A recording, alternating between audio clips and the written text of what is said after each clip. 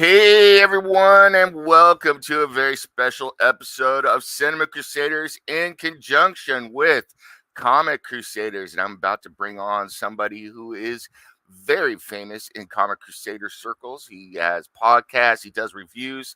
I'm talking about none other than Johnny the Machine Hughes. But we are talking a very special edition today of Movie Talk, where we're going to talk about the recent movie that just came out from DC Entertainment, none other than the Flash. But before we do that, I have to bring in the man who is the real Scarlet Speedster in the Comic Crusaders universe. I'm talking about none other than Johnny the Machine Hughes. There he is. Wait. I can't see you. You're going too fast. Hey man, how's it going? Doing well, doing well. So glad that we could talk about this movie. I think it deserves to be talked about. So I'm looking forward to getting into this with you because yeah, DC has been hit or miss lately on a lot of that stuff. A lot of comic book movies have, but I think you and I are gonna find some common ground on this one being more hit than miss.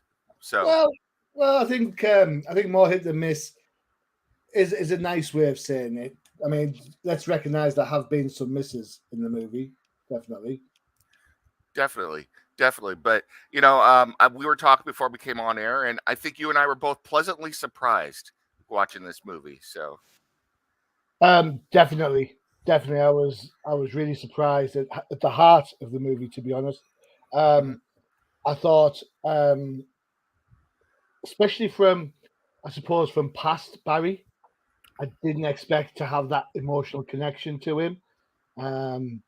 So I was quite surprised by that, especially considering it's all Flashpoint and we've all been around Flashpoint already. Yeah. Well, I mean, let's start there. I mean, because I think this has been a common criticism of a lot of comic book movies, especially lately, is that they're supposed to be adapting a certain storyline from the comics. And Okay. you are a comics professional. You know your comics. I like to think that I know some about comics. So this is supposed to Don't be. you write comics? Huh? Yes, I do. Yeah. I mean, you're the professional. I'm the view from the cheap seats. Well, but this is supposed to be an adaptation of the Flashpoint storyline, and it's never going to be direct page to screen, but your opinion, I want to get your opinion. This is one of the first things I wanted to hit you up on was what is your opinion of their adaptation of Flashpoint to the screen here and what they did with the storyline? Do you think it works? What doesn't work, etc.? So, all right, okay. So the whole premise of the Flashpoint, going back to save his mum, I thought that was done really well, and I want to touch on that a little bit later about the impact that those final scenes had. The fact that you have to have a Batman, I would have liked to have seen Flashpoint Batman. I'm not going to lie. I would have liked to have seen that. But if you can't have Flashpoint Batman, then having the Michael Keaton version, I think, brings in a lot of attention to the cinema goers who remember him. It is quite funny because I remember watching the Keaton Batman, Keaton '89, and everybody penning it at the time. They say, "Oh, it's rubbish. The third act doesn't work. Why is this? He's too small." Blah blah blah blah blah blah.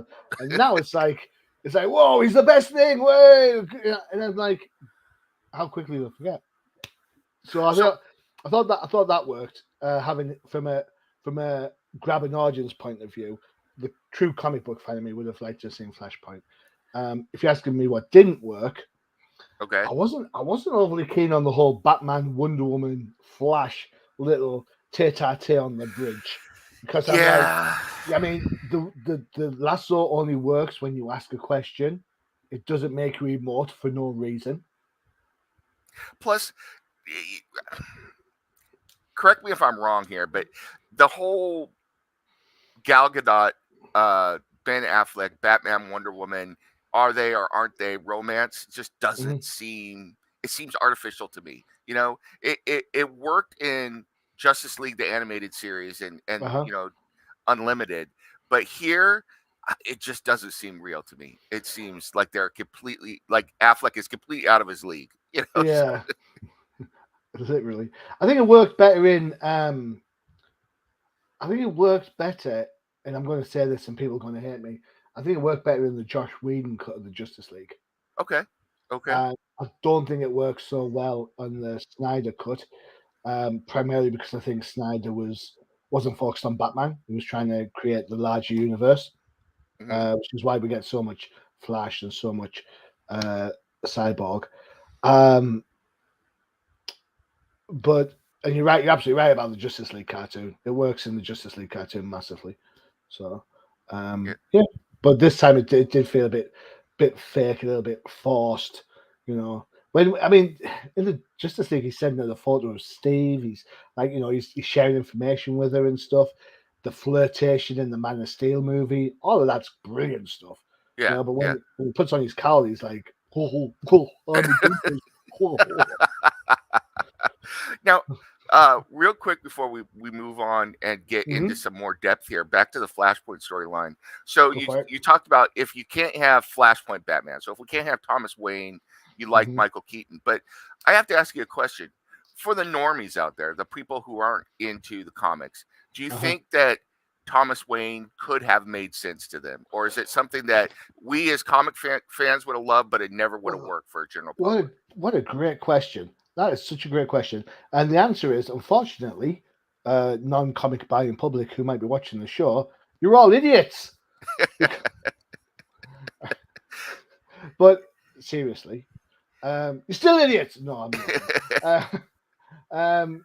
It's a valid point. You know, I mean, in the movie, you have 3 Bruce Waynes.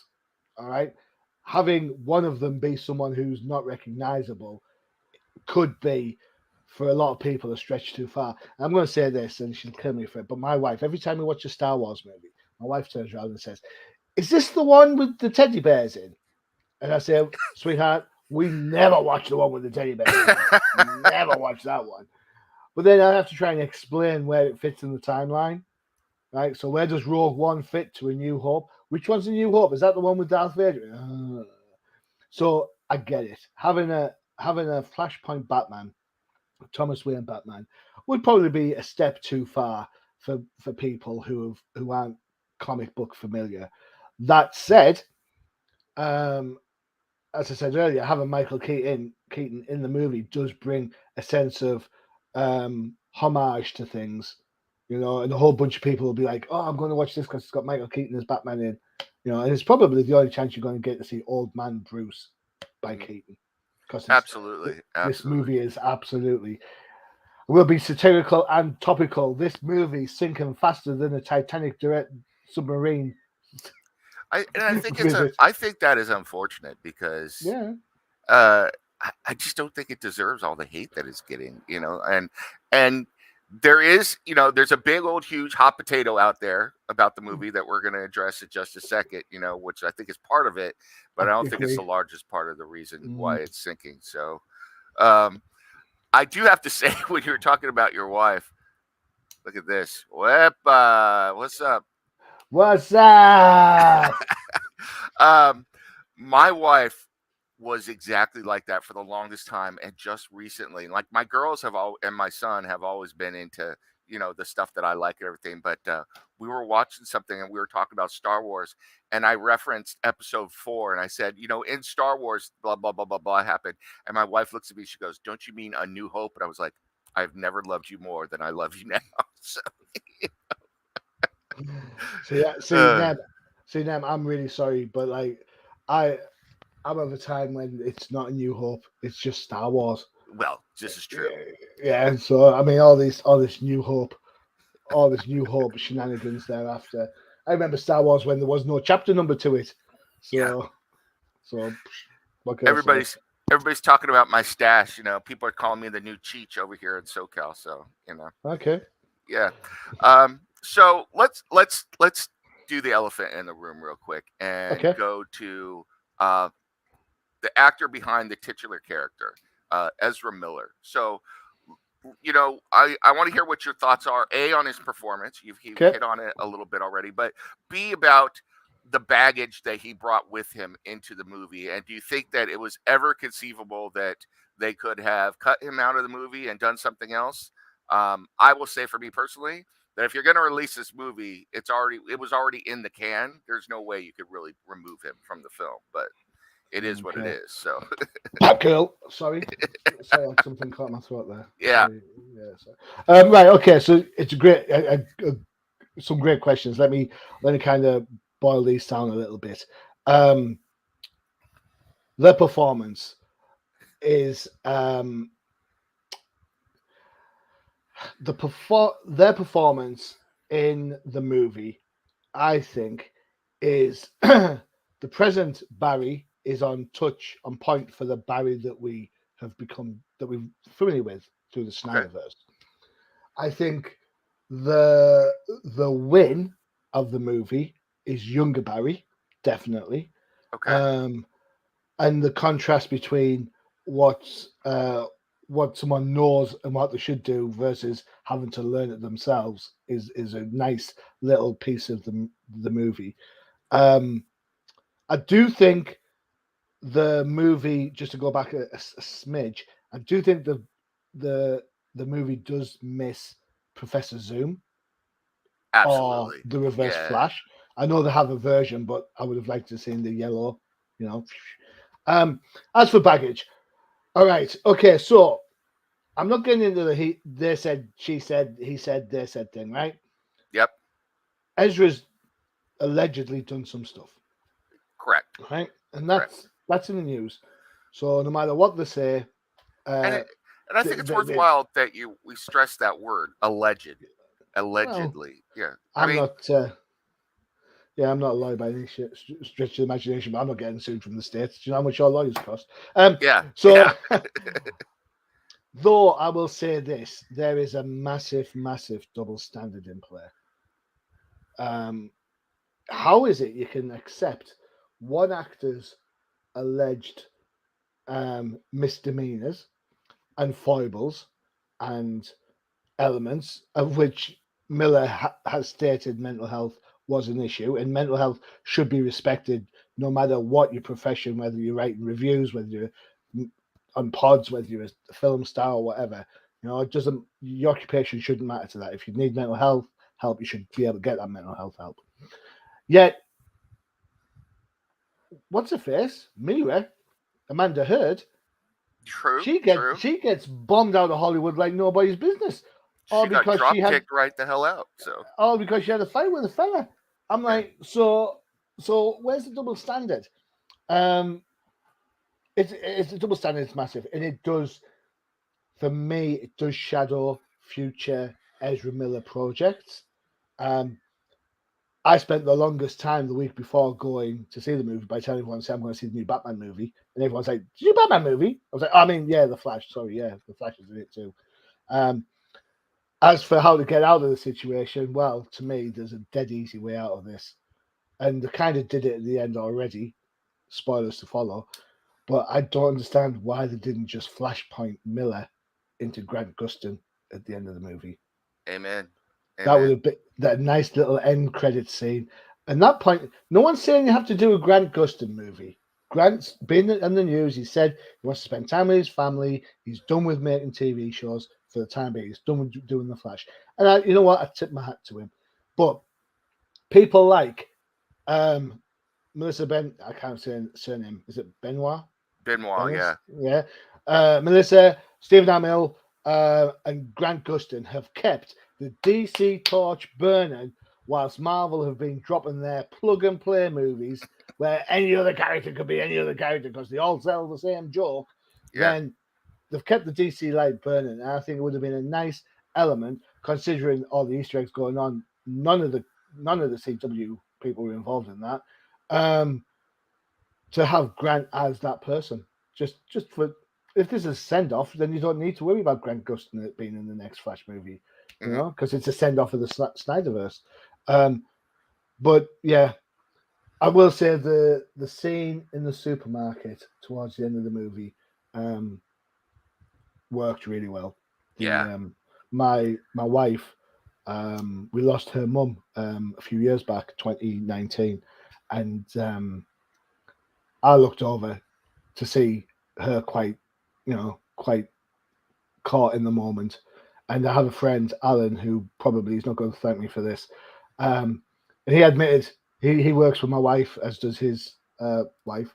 They work in the same company, and he lost his mum recently, and he said the emotion of that scene just absolutely hit him, and he was in tears at it. So I think for all the people who are hating on the movie, whether it be the performance based or whether it be about Ezra Miller, need to remember that to some people, it's about family and it's about mums. And Yeah. what can be, you can't hate that, surely.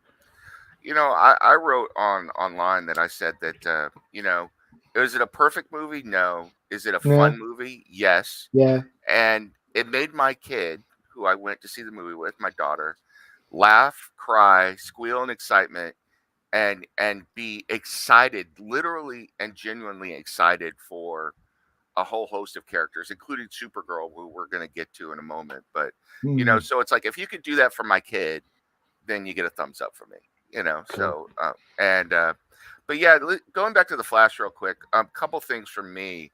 Um, from the performance itself and the writing, I thought that the younger Barry was a tad immature at times, but given how they have portrayed Barry Allen from the first moment we saw him on screen, it seemed to fit for an 18-year-old Barry Allen.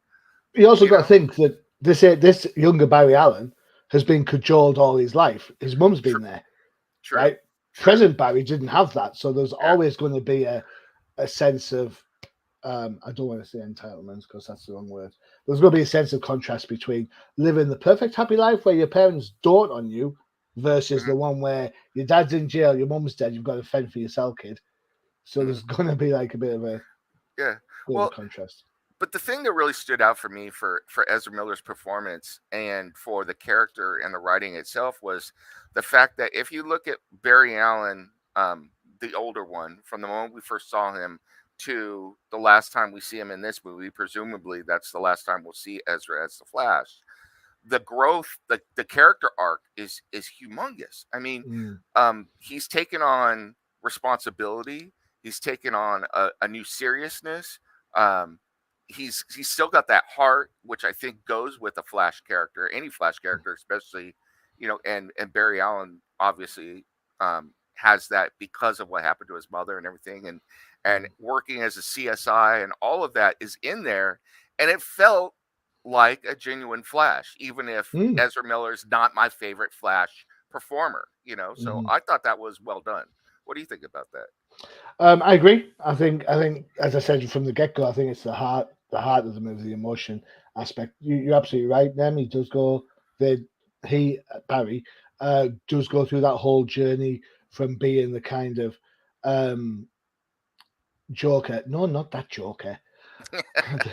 The Joker of the Justice League, the kind of one you kind of call up for janitor duty, Yeah. to someone who now has the weight of the world on his shoulders, and you can sense the ramifications, and that does make him a lot more mature um, in the end scene. So I think that works really well. It's a really good spot, really good shout. I agree with Yeah. you. Cool. All I right. hate all this agreeing stuff. Let's disagree on something. Well, okay. Here we go. Let's. Okay. I don't know if you're going to disagree with me, but let's go to Supergirl. So I agree Who? with you. I'm going to say right up front that if you are going for pure, does she look like the character that we know and love from the comics? Melissa Benoit looks like Supergirl, Kara Zor-El, every day of the week, hands down. However, and I liked Sasha Cali in this role. I thought that her performance was good. In fact, I love when she finds out, spoilers ahead, everybody, when she finds out what Zod did to baby Kal-El. Mm-hmm. Her reaction there was genuine to me, and it seemed like, oh shit, a no shit moment. And also, my daughter remarked on this. She's like, I like dark haired Supergirl because she looks more like she would be the cousin of Kal-El because she's got dark hair. And I was like, you know what? That's a fair point. So, all of that said, this has been a lightning rod out there. A lot of people hate her in this role. They hate that she has short hair. They hate the suit, a number of things. I was fine with it. I was surprised that I was fine with it, but I actually enjoyed Supergirl. But I'm curious what your take was on Supergirl in the movie. Nam, why are you giving me? See, I'm gonna get myself into trouble with this question. I I absolutely am. Right. Do I have a problem with the actress who played Supergirl? No, not at all. Do I have a problem with dark-haired Supergirl um, in the whole unitard thing? No skirt, no fishnets, no thigh highs. Well, I do miss the thigh highs and the fishnets. But generally speaking, no, I don't mind that either. Was it a good performance and fit the story? Yes, it was. And those are the only things that should matter. However, that Okay. said, that said, Uh-oh. Uh-oh. why is there a need? Why is there a need to change things? I hear a lot of people talk about how characters get whitewashed. I hear this all the time. You know, Danny Ketch shouldn't be Danny Ketch in the Marvel Iron Fist show. He should not Danny Ketch. Danny, it's not Danny Ketch. It's Danny whatever his face is. I've forgotten what it was. So yeah, the complaint about the Iron Fist actor in Iron Fist. Yeah, fine, I get it. Yeah, the Okay. complaint, but nobody talks about it going the other way. You know what I'm saying? Mm-hmm. Nobody turns around and says, "Oh well, Supergirl's got to be blonde." They're all like, "No, hey, great, Supergirl's got a different hair color, and everyone celebrates." Equality. I'm really sorry to tell you this. Thank you, Amp Danny Rand. Thank you. Um, um, equality means this, just so you know, equal, Correct. right? Equality isn't, oh, let's promote one person and push down the other. That's not equality, whichever way that goes. Whether that's Absolutely. promoting somebody who's Caucasian or promoting somebody who is darker skinned or darker haired or whatever. Now, for anybody who wants to hate on me and says, well, there has to be representation in cinema, you're absolutely right. Okay, here's my question to you for everyone who's going to hate me on this, and I'm really sorry about that, is this. Jessica Drew in the recent Spider-Man movie is an African-American woman. Why? Because it's a multiversal Spider-Woman, so therefore Jessica Drew can be African-American. Great. Show me a white Miles Morales. And Correct. people will lose their crap. Give me a white panther, not a black panther. You want a black Batman? I want a white panther. Where's the equality in that? There is no equality because what you're doing is promoting one over the other. It and I'm gonna get in trouble right with you. And I'm pushing Sherlock Holmes all over the place back here. So let me put him back. Well, Um that's just elementary. no, I mean it begins to smack of vindictiveness, not equality. It's like we're gonna take this because we can, and that's what it feels like a lot of the time. And I absolutely agree with you on that. Did you feel like that with this Supergirl character? Do you think that it should have been Superman, whether it was Henry Cavill or not? No. And the reason why I don't is that when I saw the movie, I didn't see it as a darker haired version of Kara Zor-El. Mm-hmm. I saw it as a female version of Kal-El. Okay. There's That still makes a sense. swap in there. Mm-hmm. And that's kind of how I saw it. The whole Kara Zor-El being, or a super person being held in a prison with red light that keeps them powerless. Everyone talks about that being Flashpoint.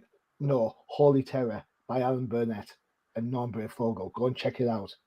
Yeah, that's where that kind of idea comes into. So no, I mean, these are my thoughts are just the thoughts on the situation. They're absolutely nothing to do with the actress. I thought she was great. I liked the Supergirl. I thought the Supergirl reacted correctly. She has a heart-to-heart moment. Oh, why did you come and save me? And Mm-hmm. the strength of character. And I think nobody's talking about the fridging of the character, because if you think about it, for anyone who doesn't know the term, fridging is where basically women characters are put into comic books to die. The most famous one being Kyle Rayner's girlfriend in the Green Lantern comic. She's only been introduced to get chopped up to itty bitty bits and then put in the fridge, and hence you call fridging, right? See, In the movies, this happens all the time, but nobody ever complains about it. In the movie Seven, big spoiler alert for a movie that's been out 20 years. In the movie Seven, the Gwyneth Paltrow character is only there so she can die at the end. Yeah, she That's got it. boxed. Yeah, So. that's it. That's the only reason she's there. And when you watch The Flash, if you have that same idea in your head, Kara dying and the Michael Keaton Batman dying are fixed points in time, to use a term from Doctor Who.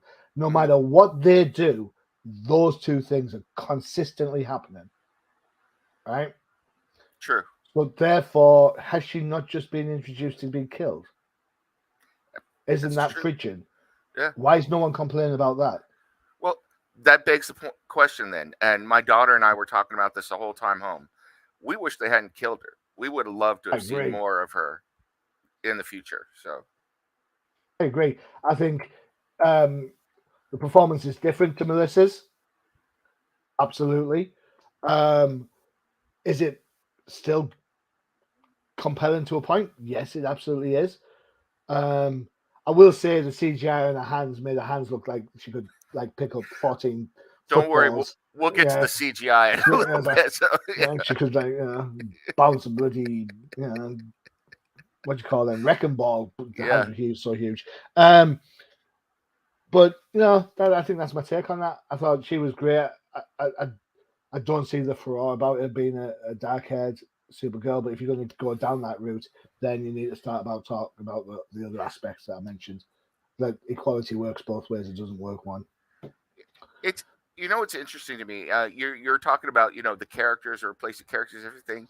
One of the things, and I'm not saying that this is them replacing a character, but it was a little odd as a choice for me. It kind of stood out for me as someone who has read the comics and watched all the animated movies. Was the fact that Barry's mom turns out to be, I think, Italian or Spanish. Yeah. That, you know what? I wasn't going to mention that, but you're absolutely right. There is no reason whatsoever that Iris needs to be anything other than who she's supposed to be in the comics. Yeah, that's another example of the kind of thing I was talking about. We've got to have diversity, so therefore we'll make not Iris. It is Nora. Iris. Nora. Sorry, Nora. Make Nora, which obviously sounds like such a Hispanic name. Yeah. yeah, Nora. Might as well just call her Betty and be done with it. So I wasn't really going to mention it because it is an example. But you're right, then you're absolutely right. It's another example of taking things a stretch. Yeah, and in a different direction. And again, nobody picks up on that apart from us. And it's one of those things where when you're watching the movie, it didn't take away from my enjoyment of the movie, but you've seen so much of it in recent years that it just stands out. It's like a big red flag. So the problem is, in the moment, I get it. In the moment, I absolutely totally enjoy it. But because of what I do for Crusaders and the different podcasts I'm on, I have a reflective personality. So I'm the type of person who'll go and watch a movie, go, whoa, yeah, that was great, and then wake up the next morning and go, but that's the kind of person I am. So stuff like the Supergirl stuff, the Nora stuff, doesn't hit me straight away, but when I've percolated it a little bit. So of course I've said so much now, I'm probably getting cancelled. So hey. You know what? All the best people out there get canceled. So woohoo! Kudos to you. All right, let's get a list. I made a list. Let's get to the Batmans, Keaton and Affleck. Really? Huh? Really? Is that all you're going with? The Batman, Keaton, and Affleck. Do we want to give away the big spoiler? Sure. Why not? If you've been watching the movie, which I mean, All right, Keaton, Affleck, and Bat Nipples. So, he's back. George Clooney. So, first of all, I have got to. I saw somebody bitch about this, and I've got to put this one to bed. Somebody was butthurt out there that I saw on social media, which is there's a big surprise. People get butthurt on social media. That it was George Clooney and not Val Kilmer. Look, Val Kilmer is a great actor. But if you've seen Val Kilmer recently and the health issues he's going through, he was in no condition, even if they approached him to be able to play Bruce Wayne at the end of the movie. It just wasn't going to happen. So I think that's a fair thing to say. What do you say, Johnny? So, Well, I will say this: my least favorite Batman of all time was Val Kilmer's. No, okay. no disrespect to Mr. Knight Rider. And if you're thinking, what's he talking about? Yes, he's the voice of Kit in the 2008 Knight Rider TV show. Yeah, they're getting away, Michael. Um, um, I will also say that George Clooney, I like that movie, the Batman and Robin movie, more than I like The Dark Knight Rises. And I must have said that a million times on a million Mm, different pods. So seeing Mr. Clooney back in the old Bat Mercedes put a stupid big grin on my face. So there you go. very nice. Now that's interesting. There was no one has mentioned that, like a Christian Bale didn't come back. So it's like no one cares, I guess. So one way or the other. It's a the Nolan and Bale movies are a different beast, I think. Absolutely. I don't think you can, and this is what I was saying to someone at work the other day. One of my because I'm a tutor in my day job. One of the learners was asking me like, who's my favorite this, who's my favorite that, who's my favorite whatever, and I'd said my favorite Joker was Cesar Romero, and they went to town on me, said no, it's got to be Heath Ledger, it's got to be Heath Ledger. So I'll tell you, I'll tell you a secret. I prefer the Jared Leto version of the Heath Ledger. And he was like, no, you can't be serious. I was like, well, I can, because the Jokers are made for the time that they're in. Hmm. You could argue that Jack Nicholson is a great Joker, and he is, but he's made from the late 80s, and that's where he's supposed to be. Ledger's great for the realism of the Dark Knight trilogy, but Right. for if you want the comic book Joker, well, that's something totally different. And I always have a lot of love for the 66 stuff anyway. So for me, I think the Bale Batman doesn't work in a world surrounded or infused with other superheroes. And I think the Bale movies, or the Nolan Bale movies, they're not superhero movies as such. Fair enough, they've got like a Batman in it, but they Hmm. don't have any like super powered villains. They're all the same. Yeah, Just wonky humans, aren't they? So I agree. I agree. And I think that's why I wasn't sure if Keaton's Batman was going to work with mm, super powered people in it, but they made it work, and I was surprised mm, by that. And I think the reason they made it work is because, and spoilers out there for everybody, there is a scene where the two Barrys meet Keaton's Batman in his kitchen as he's preparing spaghetti, and he lays down a can of whoop ass like nobody's business. And yet, the Barry who at that point has the Speed Force mhm, is able to easily dodge him. So I thought that was an incredibly well done scene, for mm. Batman and everything else. I think it harkens back to some of the stuff we used to see on CW. You know, Oliver always used to task young Barry, always shooting arrows into his legs or into his back or something because he's just too quick. So Yeah, brains over yeah. speed. At So least so that's what what I did tell you my wife. what did you think of um Affleck's farewell to the role? So you I can thought go he'd lost wherever some you want. weight. I Yeah. thought he'd lost a lot of weight. I was like, oh, what's going on? I like Affleck as the older grumpy Bruce. Mhm. Um, I think I don't like seeing Batman in daylight. Is what I don't like. What Batman's did a creature of the night, so when he's doing the whole hospital chase scene, I'm like, Now, it's were you daylight. secretly cheering like I was with the Affleck full on Dark Knight Returns suit going Um, on? I was I was cheering on, yeah, the Blues. The Blues are back, baby. Yeah, that was nice, wasn't it? Yeah, And it's I, sweet. I have to say that they gave Affleck's Batman some crazy great CGI stunts. I mean, it was all CGI, Mm, but it was cool. Um, Speaking of that scene, I'm going to go back to the Flash. I've saw people complain about this, but I kind of appreciated the whole hospital baby saving scene. What did you think of that? I mean, CGI was a little wonky, but Well, CGI is wonky in the film throughout. We've already mentioned Supergirl's hands.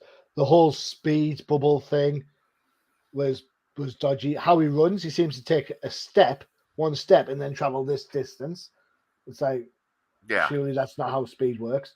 Um, I didn't mind.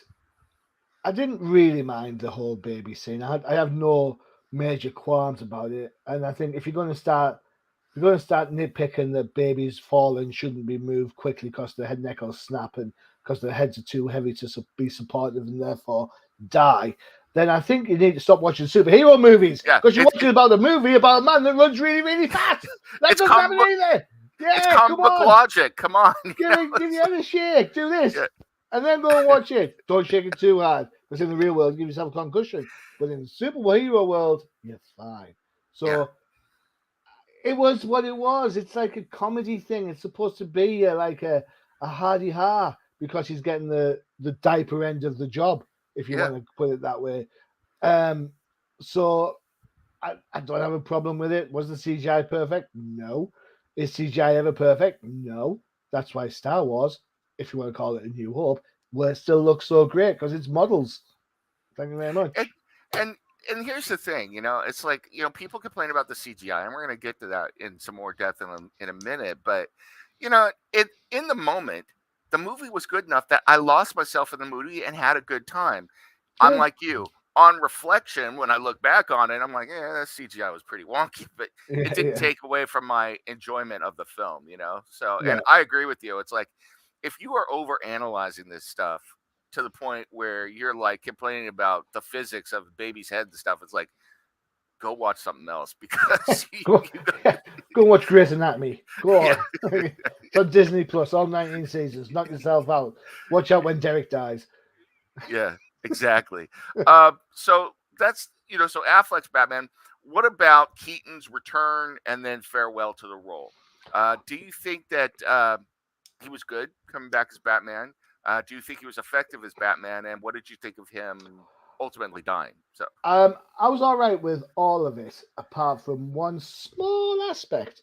Sometimes he plays the adult fop Bruce Wayne. In the '89 movies, like, oh, who am I? Oh, it's like when Kim Basinger or Vicky Vale comes asking who's Bruce Wayne. He's like, oh, I don't know. Oh, because yeah, he plays that a little bit, and I thought, well, by this point, he's got no one to protect. He's got no one, so he could have been a little bit more like straight up serious from the get go.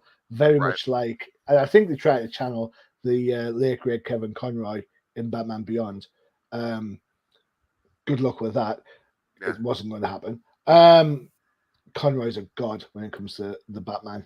So, absolutely, um, but for what it was and for how it did it, I was absolutely okay with it. To be honest, um, I think his death gave the character some purpose that he hadn't had for a number of years. Um, I think he bought into the whole idea of what the Flash was trying to do. Um, Especially when the Flash was saying things like, where you asked him, why do you want to save this universe? You can go back and you can do anything like, why do you want to save this universe? And he's like, because this is the one where my mum's alive. yeah. Saying that was That was a powerful moment. So saying that to Batman, who would do anything to get his parents back, just brought the character back from his origin point to where he is now. And I think ultimately, I think that's what that's Batman's mission, isn't it? His mission, is to fight crime, but it's also to stop anybody losing their parents. yeah, And by joining forces with the Barrys, that's exactly what he's trying to do: save Barry's parents. So I think it worked. Less adultness. Although my wife did say that for the first time in ages, I can safely say I look like a Batman now when I've got my hair down. Thanks, sweetheart. Love you too. No Ewoks for you. I have to say that Bruce's death, Keaton's death, and then Kara Zor-El's death, Kali's death in the movie, and the fact that those, like you were saying, the fixed points in time, and that we know that no matter what they do, that this particular version of Earth, the multiverse, is Mm-hmm. doomed to be destroyed by Zod. I mean, for a movie, I mean, that's some pretty serious stakes that they put in there. I was impressed with that. Um, So uh, is it serious though when you know that the world's not going to have an impact? it is, because for me it was, because I've come to like the fact that you've got Nora and why am I blanking on Barry's dad's name? I don't know. Oh, Mr. anyway, West. yeah, Mr. Allen. So you got the two, you got his parents, you got young Barry, who ends up becoming a version of the to me was the Dark Racer, that we haven't even Mm-hmm. talked about yet. You've got Cala, Supergirl. You've got all of these people living in this multiverse. We come attached to them to the whole movie, and then to realize that they're all going to get crushed by Zod, and to form new Krypton, and he's going to bring a new Kryptonian race up on what was Earth. I mean, when I start to go down that rabbit hole, it was pretty powerful for me. So Henry Allen hmm yep, is Barry's dad. yep, I'm not going to argue with you. I'm not going to disagree with you either. I agree with you on this one. But I will say this about the movie then. If the movie has made you care that much about an Earth that doesn't really exist eventually, then has surely to God it's done what it's supposed to have done, right? absolutely, absolutely, Perfect. That's it. It's yep, made you care about this thing. To you, it's inconsequential whether or not it's going to survive or be destroyed. But now you're in it. You're in the zone, man. You're like, oh, we've got to, you've got your superhero jazz going on, and you're kind of like you want them to save the day. So I think when you ask at the start of the show, is it a good movie, a bad movie, or whatever? That's the answer to the question. absolutely, Did you feel invested in the story that we're telling? Yes, you did. Were you impressed by the ramifications of saving the planet versus not saving the planet? Yes, you were. So there, job done. absolutely. I mean, that's the perfect answer there. I mean, that is absolutely correct. I did care. I mean, so that's how invested I was in the movie. So, Cool. um, Notice everyone he said that I was absolutely correct. Just yes. All right, let's get real quick to Bat Nipples. George Clooney. yay. His cameo as Bruce Wayne. I mean, the dude looks freaking posh and absolutely just a beautiful man coming out of the expensive Batman. Bat car. So I thought he was great. What did you think of Clooney coming back? Loved it. As I said earlier, I had a stupid smile on my face, ear to ear. I would go and watch another George Clooney Batman movie. Absolutely, I would. And fair enough, the Batman Robin is of its time. Could he play it more serious? Yes. I would. Do we have to have Robert Pattinson's vengeance all the time? No. The success of Batman for 80 odd years, is the fact that he's been through so many different iterations from his conception all the way to now. Then why can't you have a different Batman? Does that mean I dislike Batfleck? Nope. Does that mean I dislike Bale? Nope. I've already Yep. said the only one I'm not fond of is Kilmer. But I think if you watch Batman 66, if you watch like a few episodes of that, and then you go and watch Batman and Robin, you enjoy it 10 times more because that's the aim that we're going for. So, Cool. yeah, I'm all for that. So bring it on. I read something interesting from Clooney recently about, after it was revealed that he was Batman at the end, and he said that going straight from ER to the movies, he wasn't ready to do movies yet, and it affected his performance as Batman. And he said if he was doing it now, he could do a better job as Batman. And I think I got to agree with that. So, I think he's a great Bruce Wayne. I'll say that from the get go. Absolutely. I think he's one of the better Bruce Waynes. I think Bale has it perfect. That whole switch from being the dopey Bruce Wayne to whatever. But I quite like the confidence in the Clooney Bruce Wayne. You forget that he's a successful business person. Clooney has that aristocracy era about him as well, though. Yeah, he's got like a presence. Yeah. And fair enough, his Batman's not the best Batman, perhaps, but I will say that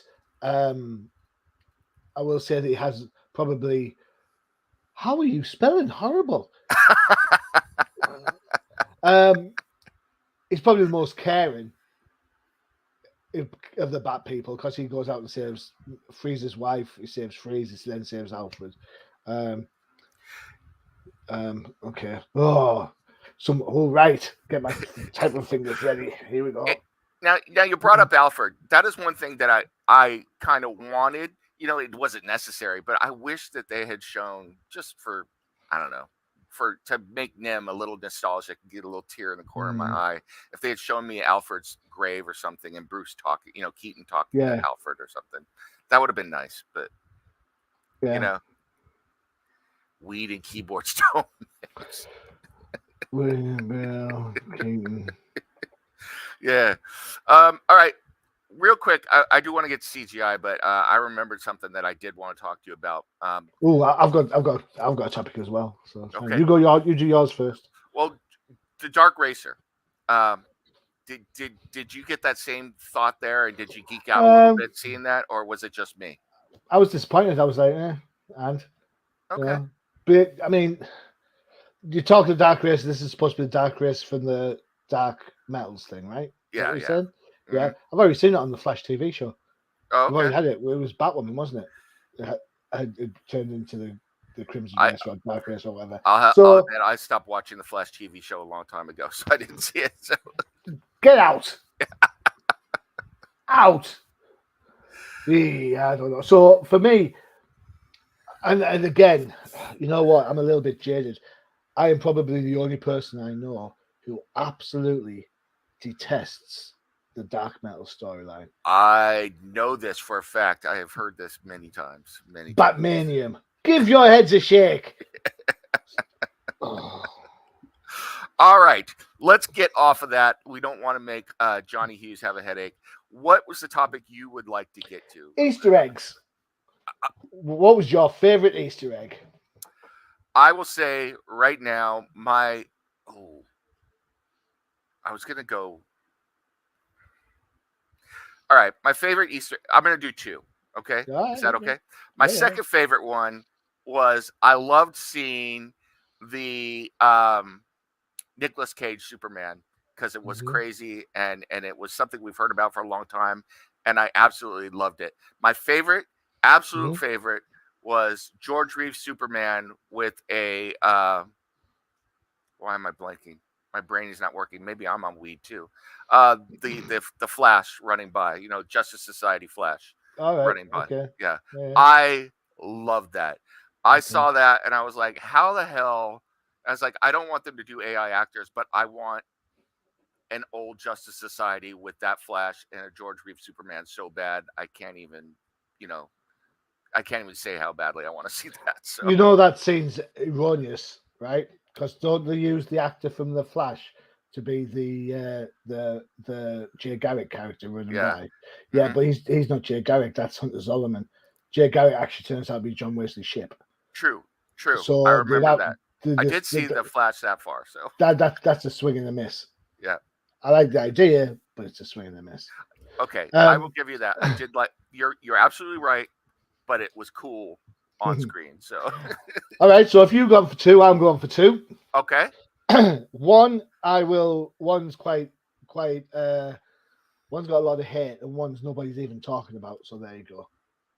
All right, my first one is the Arkham Origins Easter egg. For the video game? From the video games, yeah, from the video games.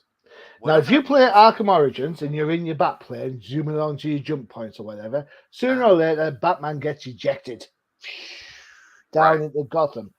That's the same scene that was used in the movie when Keaton nosedives out of the bat plane. It's exactly the same one. And it's not the first time. In the Justice League one where the meeting Commissioner Gordon for the first time, he stood on the gargoyle. That's a direct lift out of Arkham Origins as well. So, I like that one because I love Arkham Origins, because not everybody else loves it and they hate it because it's not Arkham City. I don't care. Johnny, you're officially invited over here for dinner because I love Arkham Origins as well. Yeah, cool. Yes. Cool. And then my favorite one, the one that gets a lot of hate, I'm going to say it. I got a smile, a little wry smile when the admittedly computer generated versions of Christopher Reeve and Helen Slater rocked up. Oh, yes. I was like, Yes. Yes. I know it wasn't perfect, but that's like saying the Princess Leia in Rogue One is wonky. You still watch Rogue One, don't you? So was it bad taste? No, not at all. The Thank you. Thank you. It, oh, it's a homage to the characters, the actors who've played these characters that we've loved. yeah. You know, I love Superman. The first one, I love Superman. In fact, I love all of Superman up to 3. Yeah, even Yeah. though 3 is a bit more comedic. I've got the Helen Slater movie on DVD. What's not to like? It's so to give nods back. If you're giving nods back to those failed experiments like the Nick Cage thing, then Mhm. surely you've got to applaud the successes. And Absolutely. if it wasn't for Reeves, who by the way didn't forego Superman, he's been in Smallville as well. I think you've got to respect that. You've got to show it, and you can't have a superhero end of the world thing without having a Superman in there. Absolutely. There you go. Absolutely. I agree with you. And when I saw people saying that this was disrespectful, I was like, you're all smoking crack. I don't know what's wrong with you, No, apparently weed apparently caught you the ramp. Just yeah. the Maybe we should ask. Does weed and Superman work? yes, Yeah, let's wait for the answer. please give us the answer out there. The only thing I would say for that whole scene, I loved it. I'm all about the nostalgia and all that other stuff. I just wish they had given us more. I mean, it would have been indulgent, but as a comic fan, as a fanboy, I was like, give me everything, man. Even give me, if it's only going to be for a few seconds, even throw Ryan Reynolds' Green Lantern up there for God's sake, so I can see it and say goodbye to it, So I interviewed Mark Guggenheim not so long ago actually, and he was very magnanimous about the hate that Green Lantern gets. yeah. I mean, I did help him out by saying it's one of my wife's favorite movies. Yeah, but as we've already discovered, my wife likes the Ewoks, so what's that say, right? Yeah, but it would have been. I mean, it would have been just cool to just have like quick flashbacks of a bunch of different stuff. Yeah. Even if it just zoomed by real quick, and then I wanted the CW stuff to be shown. As I said, I think for the longest time, the CW stuff, I would have liked seeing some animated stuff in there.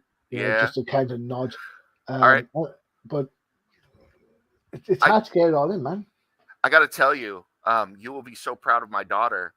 Even though you don't see him, you hear the laugh. My daughter told me on the way back to the car, she's like, "Wasn't it great that George Romero's Joker's laugh was in there?" I was like, Cesar Romero's, yeah, it was. Yeah, Caesar, not George Romero. Jesus, yeah. Though, Got George on your mind. Next we'll talk about George McFly. Get your goddamn hands off of her, Biff. But yeah, I did a living dead Joker out there with George Romero or whatever. Yeah, Cesar Romero for me. It's just man, what a great Joker! Just perfect. Yeah, and it would have been fun to see like a Catwoman in there from Be Still My Heart. Yeah. So I suppose the next question we got to think about, Nam, is where's it go from here? Because all these great ideas are probably not going to go anywhere because whether we like it or not, the movie's tanking. Yeah, I know. And I read somewhere, I don't know how true this is, but somebody said they were thinking of doing a Batman Beyond movie with Keaton if the movie had done well. Yep. How? It would have been nice, but how? They killed Keaton. Different universe. Now the multiverse is around. True. True. This is both a blessing and a curse. Because if you have a multiverse where anything can happen and there's another version of, then anything that does happen loses all ramifications. Yeah. It's like currently, I know lots of people are reading X-Men. The X-Men ability to regenerate through the pods when they lose a life just takes away all. Why does Wolverine need a healing factor if he can just get reborn? No stakes. Exactly. So I think probably the best way to go about it is to just, like, as I've done in the past, draw a line on underneath and move on. It's going to be interesting, I think, when the new the new Swathe come out, because you've got the Batman 2 with Pattinson, Hmm. and then you've also got the Batman Brave and the Bold, which is supposed to be the next Batman Did, movie. did you and I ever talk about the Batman movie, the Pattinson movie? I don't think we did. I don't think we did. We should sometime. I have feelings about that movie. I've Uh, gotten some hate for liking that movie, but I'll join you on. I'll join you on your bandwagon, because I absolutely love that movie. I yeah, think it's one of those movies that gets better the more you watch it. absolutely. My only complaint with that movie is that they should have called the I didn't think that was a very good Riddler, and I gotta, I thought it was a different character, and I don't know. I'm blanking right now. I'm That on was the leave this puzzler. morning. Yeah, yeah. It was a, it Clue was a Master. different villain. It was like a combination of Riddler and Zaz, maybe, or something. Yeah. Oh, yeah. Oh, yeah, I could Yeah, see that. Yeah, I could yeah, see that. yeah. So I think no, But I enjoyed. My wife and I went to see it. I went again to see it by myself, and now we've got it on Blu-ray. And I have to say that every now and then, well, every time it's on, I somehow manage to catch my wife watching it. yeah, And and I thought Zoe maybe it's Kravitz was good yeah, as yeah, she was good. Selena, and yeah. Maybe it's just my wife's Twilight fandom kicking in. I don't know. Yeah, I enjoyed that movie, but yeah, where do we go from here with this? I think I'd like to see them, if we're doing multiverse. I would like to see them try and bring back Supergirl somehow. Hmm. I don't care. I mean, I would like to see Sasha Calle, but if it's not her, bring Melissa Benoist in as Supergirl. I think that is going to be. I think that's a hope beyond hope. I'm afraid. I Yeah. think there should be nobody playing Oliver Queen other than Stephen Amell. True. But they are no way going to give Stephen Amell a movie role. Again, his Green Arrow exists in a more realistic world than the Justice League do. No matter the poor seasons of Green Arrow, where he becomes a little bit more superhero-esque, but still, it doesn't quite work tonally. See, I'm still bitter that the time has probably passed for Matty Ryan to be on the big screen as John Constantine. So that has probably gone too far. So I'll have to tell you. I'll tell you this story. I recently bought DC Showcase, House of Mystery. My wife loves Constantine, so I bought this Blu-ray and HMV, which is kind of like a music video store, DVD store. And the punk, you know what I'm talking about. The punk behind the counter was like, "Oh, Constantine, it's really good. Don't you think Keanu does well?" I was like, "For me, Matt Ryan's Constantine, that's it. I'm done." yeah, He says, "Oh, they're doing a series of Constantine." I was like, "You mean another one?" "Oh, yeah. I mean another one." I'm like, "Okay, whatever, loser, move on." And it bugs me. Same store. I remember trying to buy the Dark Knight Returns Part 1 on Blu-ray, and Dark Knight Rises was still at the cinema, and the guy argued black as white that, "You mean Rises?" "No, I mean Returns." "You mean Rises?" "No, I mean Returns. It's based on a 1989 graphic novel by Frank Miller." "No, you mean, right, we're still in the cinema." I ended up ordering off Amazon, walking out of the store. Well, there you go. Cool. I had this discussion with Shadewing from Comic Crusaders the other day, and he and I both agreed that it's like, if you rename the Keanu Reeves Constantine, I'm sorry, I'm American, I'm going to say Constantine. It's fine. If you rename that something else completely, it's a perfectly fine movie. It's just not Constantine. So yeah, fair shout. Yeah. But I think here's the thing. To answer the question that was asked, where do we go from here? Yep. Do you know what we should do? What's that? Take a breath. Okay. I think there is too much superhero stuff going on in the cinema right now. I think fatigue is starting to set in, and I'll give you an example of why I think this. Okay. Back in the day, when Star Trek: The No Motion Picture started, the first one that everyone loves but really hates, Star Trek wasn't on TV. The only place you get Star Trek was going to the cinema. Star Trek 1 was huge. Star Trek 2 was huge. Star Trek 3, Star Trek 4, everyone loved, right? By the time Star Trek 5 started coming around, you then had the Next Generation on TV. You don't need to go to the cinema. By the time the Next Generation crew moved into the cinema, you had Deep Space Nine. Then you had Voyager. Right. There's no need to go to the cinema. It's oversaturation. Now you've got channels like Max over there. We don't have Max over here yet. But like Disney Plus, I don't need to go to the cinemas to watch a Marvel movie. Yeah. Secret Invasion dropped yesterday. I could go and just watch that. Yeah. You know, I still haven't watched the Ant-Man movie, and I'm not going to. But it's there. I don't need to go. Don't get me started on that me, Ant-Man movie. So I think I saw Guardians 3. Wasn't impressed. I like to save the pets metaphor by all means, but wasn't impressed. Not at all. Seen it, been there, done that, seen it, bought the t-shirt. The point I'm making is it's just become so samey, especially Marvel, where it's plug and play. But why don't we just stop? Let people want to go to the cinema again, to want to see a new Batman movie. Don't just throw a Batman movie out and expect it to work, because, you know, it doesn't always. And I think you've got to create that demand. Otherwise, what's the point? I think what you're talking about is, you know, making it an event again, you know? Yes. And yeah, I agree with you. I mean, I think there are ways to put stuff on TV that builds it towards the wanting to go to the movie, but you need to be disciplined. It needs to be, oh, I've watched everything in this TV show and it leads up to, you know, or hints at what's going on in the movie. And then it's like, you have to go see the movie. And it's like, and you have to be disciplined and say, you don't get to watch it on TV for a year or 2 years or something like that. So yeah. It's the economics of the world. If you think about this, how much does it cost to go and see a film where you lived, Nim?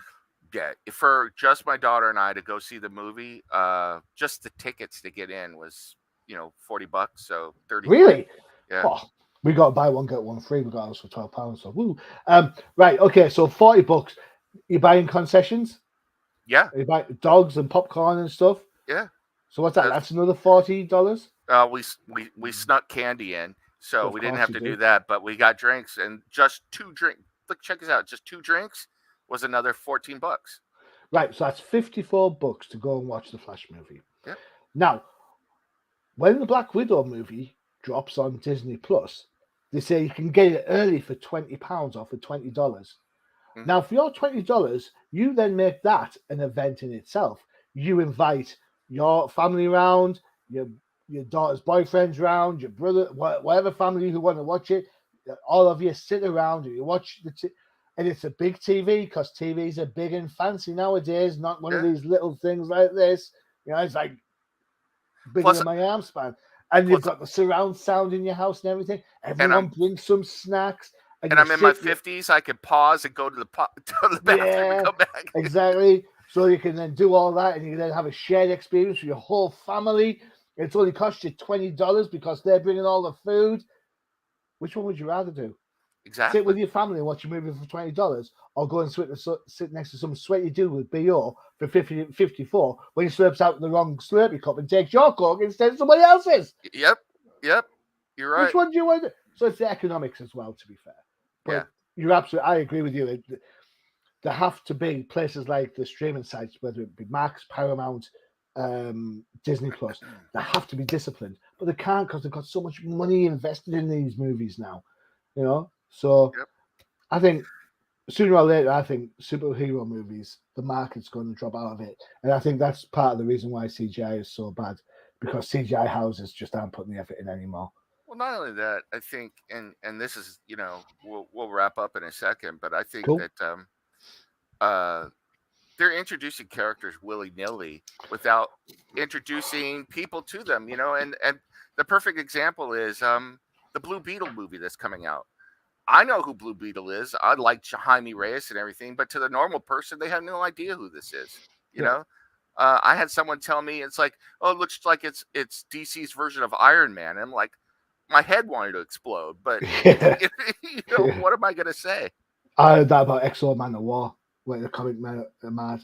someone said, "Oh, what's that XO Man the War about?" And the guy selling the comic went, "Yeah, he's just fighting against Iron Man." I was like, "It's so much more than Iron Man." Mm-hmm. But you're right. You're absolutely right. There's a whole raft of characters coming around that nobody gives a rat's ass about. I mean, Ant-Man. How's he managed to get 3 movies is beyond me. Blue Beetle. Yeah, no, pass. And fair enough.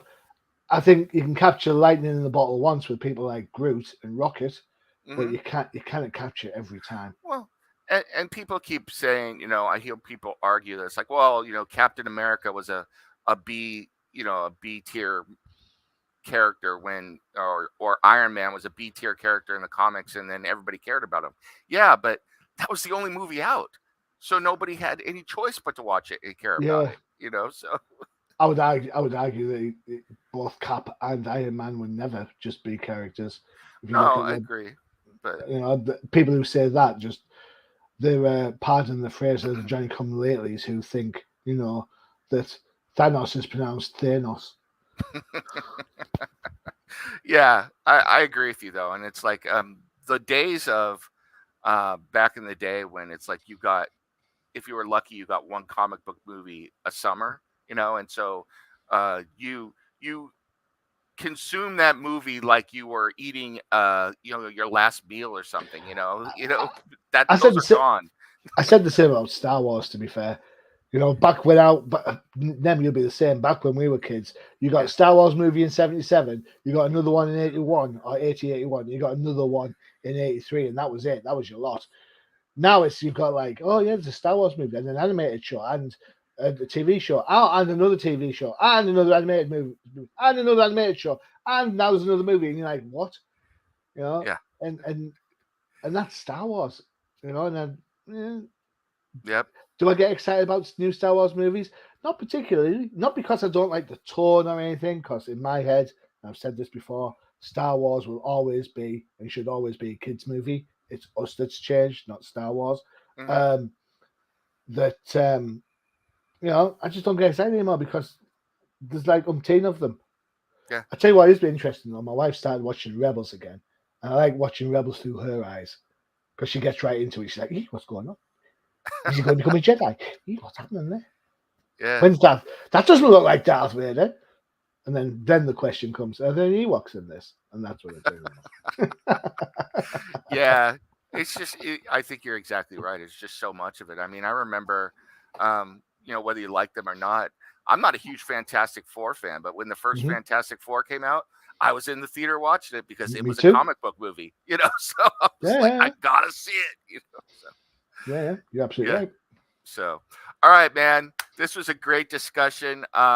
Everybody out there, I think it's fair to say for both of us, this movie's worth checking out. So go check it out. Go. It is worth a watch. I think it's a pretty good film, and I think you'll enjoy it. So it's all right to disagree with us, by the way. Yes. So if you go and watch the movie and you hate it, that's totally fine as well. Yeah, we are not yet, at least. Yeah. Not only that. we won't attach any isms or try and cancel you or anything like that. So we may come for you, but that's just who we are. So. No, it's not. It's not. All voices and opinions are welcome. Absolutely. So by all means, get in touch and check us out and go from there. Oh, if I spend money in here, I'll send you the invoice. Just that depends. That depends on the US to UK currency exchange rate, my friend. I think you might find that you owe me some money if that happens. Yes, exactly.